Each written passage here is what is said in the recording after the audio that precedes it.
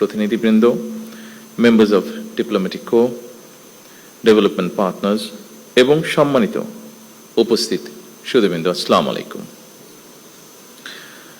বাংলাদেশে উচ্চ শিক্ষা রূপান্তর, টেকসই উৎকর্ষতার রোডম্যাপ এই শিরোনামে বিশ্ববিদ্যালয় মঞ্জুরি কমিশন আজ দিনব্যাপী কর্মশালার আয়োজন করেছে।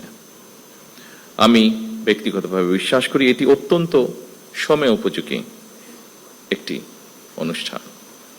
আপনারা যারা এতক্ষণ আলোচনা করলেন, এইসব আলোচনায় শিক্ষা ও গবেষণায় আমাদের বিশ্ববিদ্যালয়ের বৈশ্বিক মান বজায় রাখতে পেরেছে কিনা এমন একটি প্রশ্ন হয়তো ফুটে উঠেছে, হয়তো ফুটে ওঠেনি। তবে আনফরচুনেটলি খুব সম্মত বাস্তবতা হচ্ছে একবিংশ শতাব্দীতে শিক্ষা, গবেষণা এবং জ্ঞানের উৎকর্ষ অর্জনের ক্ষেত্রে বিখ্যাত বিশ্ববিদ্যালয়ের র্যাঙ্কিংয়ে আমাদের বিশ্ববিদ্যালয়ের অবস্থান এখনো মনে হয় প্রত্যাশিত উচ্চতায় পৌঁছতে পারেনি। র্যাঙ্কিং এর ক্ষেত্রে সাধারণত গবেষণা, প্রকাশনা, পাবলিকেশন, সাইটেশন এবং উদ্ভাবন এই বিষয়গুলোকে মনে হয় বেশি গুরুত্ব দেওয়া হয়। সেই ক্ষেত্রে আমাদের অবস্থান কোথায়, এই বিষয়গুলো নিয়ে আমাদের শিক্ষাবিদগণ নিশ্চয়ই আরো চিন্তা ভাবনা করবেন। শুধু পুঁথিগত শিক্ষায় নয়, বিশ্ববিদ্যালয় গবেষণা এবং উদ্ভাবনের দিকে মনোযোগ না দিলে মনে হয় প্রতিযোগিতামূলক বিশ্বে আমাদের টিকে থাকা কিছুটা হলেও কষ্টসাধ্য হয়ে পড়বে।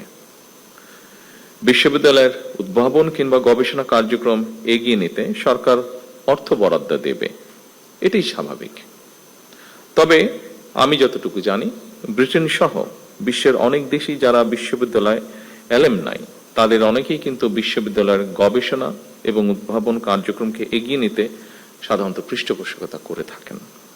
এই জন্যই অনেকে বলে থাকেন শিক্ষার্থীরা হলো বিশ্ববিদ্যালয়ের প্রাণ আর অ্যালামনাইরা হলো তার মেরুদণ্ড।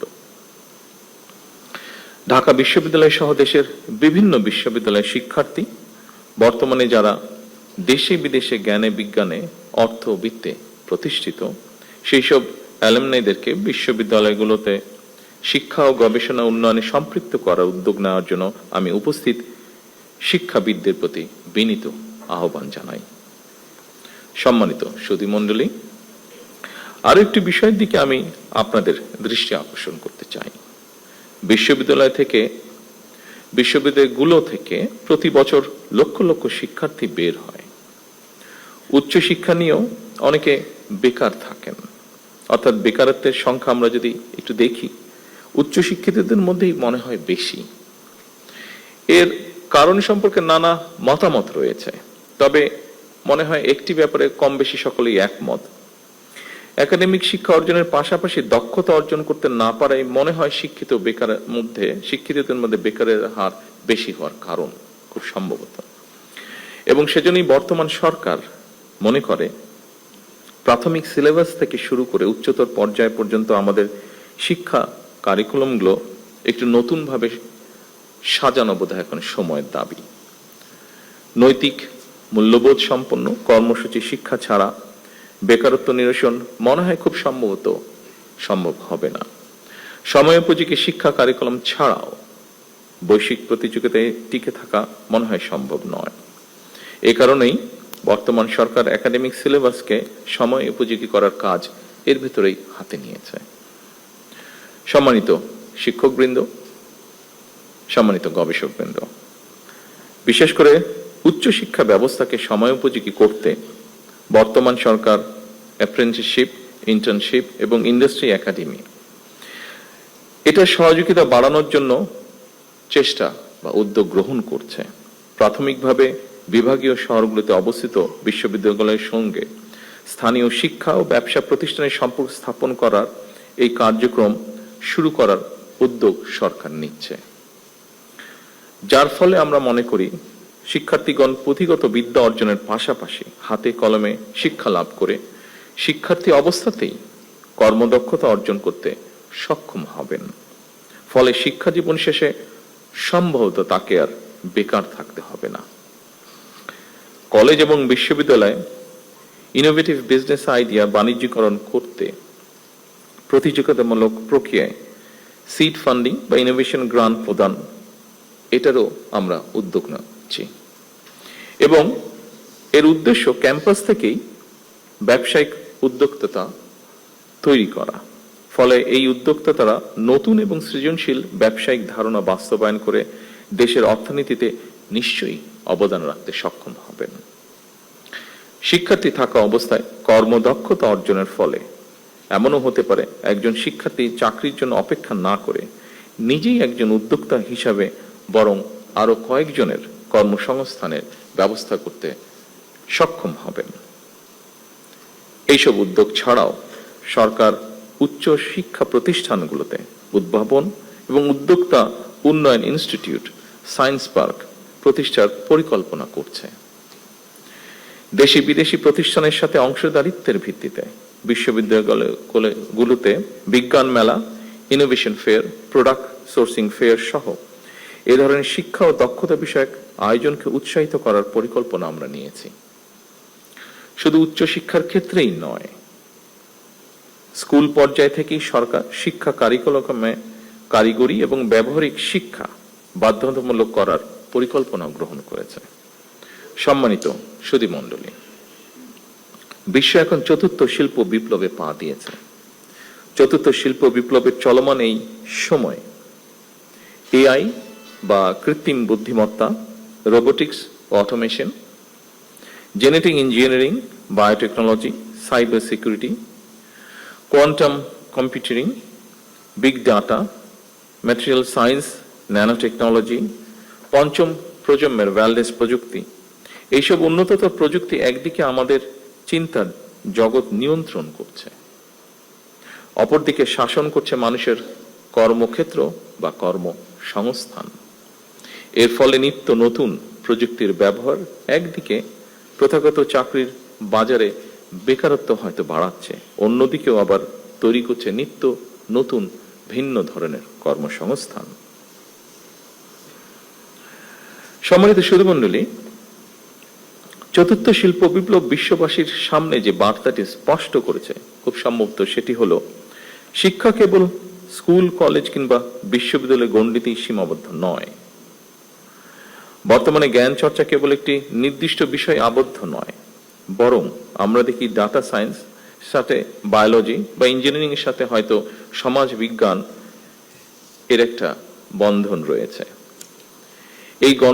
এই সংযোগের ফলেই জ্ঞানের সীমানা প্রতিনিয়ত প্রসারিত এবং গতিশীল হচ্ছে এবং এই পরিবর্তনের গতি প্রকৃতির সঙ্গেই আমাদের নিবিড় সম্পর্ক থাকা অবশ্যই জরুরি বর্তমান অবস্থায়। সম্মানিত শিক্ষক, গবেষকবৃন্দ, সম্মানিত সকল উপস্থিতিবৃন্দ, আজকের এই কর্মশালার বিষয়ের সঙ্গে খুব সম্ভবত ব্রিটিশ লেখক টম ইয়ন, যিনি বিশেষ করে ডিজিটাল ওয়ার্ল্ডে বিজনেস স্ট্র্যাটেজিস্ট অ্যান্ড অ্যানালিসিস হিসেবে স্বনামধন্য, তার একটি বিখ্যাত মন্তব্য খুব সম্ভবত প্রাসঙ্গিক বলে আমার কাছে মনে হয়েছে। তিনি বলেছেন, বিশ্বে বহুল ব্যবহৃত ট্যাক্সি কোম্পানি উবারের নিজের কোনো ট্যাক্সি নেই। বিশ্বে অপ্রতিদ্বন্দ্বী সোশ্যাল মিডিয়া ফেসবুক নিজে কোনো কন্টেন্ট তৈরি করে না। বিশ্বের বৃহত্তম অনলাইন বিজনেস প্ল্যাটফর্ম আলিবাবার কোনো স্টক বা মজুদ পণ্য নেই। বিশ্বের সবচেয়ে বড় আবাসন প্রোভাইডার এয়ারবিএনবির নিজেদের কোনো রিয়েল এস্টেট বা অ্যাসেটস নেই। অর্থাৎ ইনোভেটিভ আইডিয়া দিয়ে তারা যার যার ক্ষেত্রে বিশ্ব শাসন করছে। এই প্রতিষ্ঠানগুলোই মূলত একটি স্মার্ট ইন্টারফেস। তারা সেবা দিচ্ছে না, বরং যারা সেবা নিতে চায় এবং যারা সেবা দিতে চায় তাদের এক জায়গায় নিয়ে এসেছে। এটি প্রযুক্তি নির্ভর জ্ঞান। সম্মানিত সকল উপস্থিতিবৃন্দ, আমাদের সামর্থ্য সীমাহীন না হলেও সীমিত সম্পদের কার্যকর ব্যবহারের মাধ্যমে অবশ্যই আমাদের পক্ষে নতুন কিছু করা সম্ভব বলে আমি দৃঢ়ভাবে বিশ্বাস করি। আমাদেরও প্রচুর মেধাবী মানুষ রয়েছেন যারা সুযোগ বা সুবিধা পেলে বিশ্বমানের কিছু করা তাদের পক্ষে অসম্ভব নয়। মেধা পাচার রোধ করে মেধার বিকাশ, মেধা লালন করে আমরা ভবিষ্যৎ চ্যালেঞ্জ মোকাবেলা করতে চাই একসাথে। ফ্যাসিবাদ স্বৈরাচারের বিরুদ্ধে আমাদের তারুণ্য বারবার রাজপথে নেমে এসেছে। স্বাধীনতা প্রিয় গণতান্ত্রিকামী জনগণ আবারও অধিকার আদায় মিছিলে সামিল হয়েছিল। এভাবে দীর্ঘ ১.৫ দশকের বেশি সময় হাজারো প্রাণের বিনিময়ে বাংলাদেশে একটি গণতান্ত্রিক রাষ্ট্র সরকার বর্তমানে প্রতিষ্ঠিত হয়েছে। জনগণের কাছে দায়বদ্ধ এই সরকার বর্তমান এবং ভবিষ্যৎ প্রজন্মের জন্য একটি নিরাপদ বাংলাদেশ বিনির্মাণের কাজ শুরু করতে চায়। বর্তমান গণতান্ত্রিক সরকার একটি জ্ঞান ও মেধাভিত্তিক রাষ্ট্র এবং সমাজ গড়ার কাজও শুরু করতে চায়। জ্ঞান ও মেধাভিত্তিক সমাজ গঠনের মূল ভিত্তি হলো এমন একটি পরিবেশ তৈরি করা যেখানে শিক্ষা, গবেষণা, মেধা, যোগ্যতা এবং সৃজনশীলতাই গুরুত্ব পাবে সর্বোচ্চ। সম্মানিত শিক্ষকবৃন্দ, গবেষকবৃন্দ, সম্মানিত সকল উপস্থিতিবৃন্দ, আমরা এমন একটি শিক্ষা ব্যবস্থা গড়ার কাজ শুরু করতে চাই যেখানে প্রতিটি শিক্ষার্থী নিজের সম্ভাবনাকে বিকশিত করার সুযোগ পাবে। আমরা সম্মিলিত প্রচেষ্টা এমন একটি শিক্ষা ব্যবস্থার কাজ শুরু করতে চাই যা আমাদের বর্তমান এবং ভবিষ্যৎ বাংলাদেশকেও করবে আলোকিত। সমৃদ্ধ ভবিষ্যতের সাথে প্রযুক্তিগত উৎকর্ষতার আমরা অবশ্যই আলিঙ্গন করব। তবে আমরা যেন আমাদের রাষ্ট্র ও সমাজের আবহমান কালের ধর্মীয়, সামাজিক, নৈতিক মূল্যবোধ হারিয়ে না ফেলি। আমি এ ব্যাপারে শিক্ষক, বুদ্ধিজীবী, সাংবাদিক, পেশাজীবী তথা সকল শ্রেণী পেশার মানুষের প্রতি সতর্ক এবং সজাগ থাকার বিনীত আহ্বান জানিয়ে আমার বক্তব্য এখানেই শেষ করছি। আল্লাহ হাফেজ। বাংলাদেশ জিন্দাবাদ।